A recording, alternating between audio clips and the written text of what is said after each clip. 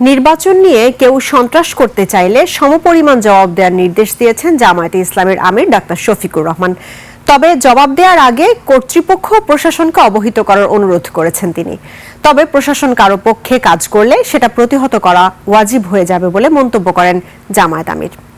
বিস্তারিত হাকিম মাহির রিপোর্টে।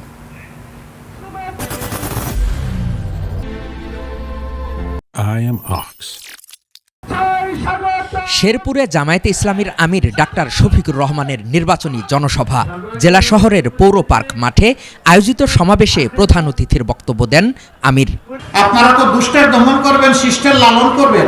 নির্বাচন নিয়ে কেউ সন্ত্রাস করতে চাইলে আল্লাহর ওপর ভরসা করে সমপরিমাণ জবাব দেওয়ার নির্দেশ দেন জামায়াত আমির ডাক্তার শফিকুর রহমান।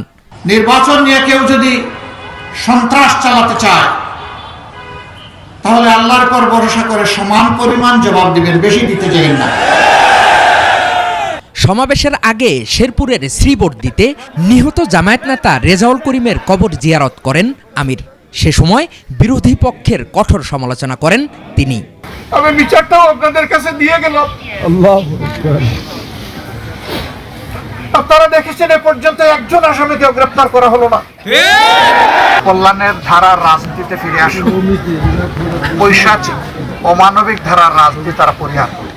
আমির 12 তারিখে হ্যাঁ ভোট ও দাড়িপাল্লা বিজয় নিশ্চিত করে ঘরে ফিরে শুকরানার নামাজ আদায়ের আহ্বান জানান।